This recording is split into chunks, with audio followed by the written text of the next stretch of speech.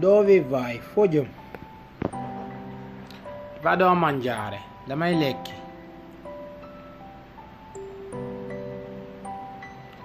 Vado a dormire. Damay nelawi. Maanaam damay tëddi. Hai mangiato qualcosa? Ndax lekk nga dara? Vuoi bere qualcosa? Ndax danga bëgg naan dara? Studi? Yaa ngi jàng? Dangay jàng. Mi scusi, dove è la fermata dell'autobus? Fu fermato autobus bi nekk pullman bi. Là più avanti. Fee nee ci kanam tuuti. C'è un ristorante qui vicino? Ndax am na restaurant bu fi jege? Dove la stazione? Fan la stazione bi nekk? Da quando che sei in Italia? Kañ nga nekk Italie? Kañ nga fi ñëw? Da più o meno 5 anni, lu tollu ci 5 ans. Lavori? Ndax yaa ngi liggéey? Che lavoro fai? Ban liggéey ngay def? Che lavoro sai fare? Ban liggéey nga mën a def? Che lavoro sai fare? Ban liggéey nga mën a def?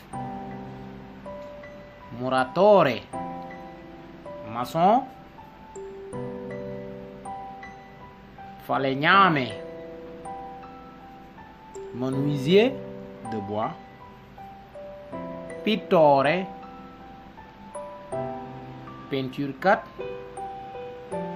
piastrellista, caroleur, meccanico, mécanicien. Sei in regola? Ndax am nga permis de séjour? Come ti trovi qua? Noo gisee fii noo fi dundee? Mi trovo bene. Maa ngi fi ak jàmm. Niente male. Non ho lavoro. Am liggéey. Sto cercando lavoro. Maa ngi wër liggéey. Non ho ancora trovato. Waaye amaguma dara, gisaguma dara. È difficile trovare. Trouver liggéey jafe na, gis liggéey jafe na. Kon kii say quoi? Koo fi nekkal fii? Sei con la famiglia? Ndax sa famille nga fi nekkal? Sei da solo? Yow dong yaa fi nekk? Kon kii abiti? Koo dëkkal? Sono da solo. Man rekk maa fi nekk. Abito con i miei amici. Samay xarit laa dëkkal. Con mio fratello. Ak sama mag walla rakk bu góor. Dove dormi? Fooy nelawe, fooy tëdd. Sei sposato? Ndax am nga jabar, ndax am nga jëkkër? Sono sposato. Am naa jabar, marié naa. Hai figli? Ndax am ngay doom?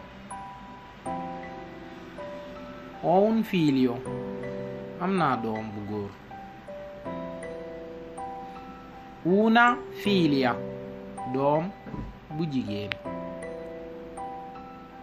Maschio o femmina? Góor walla jigéen.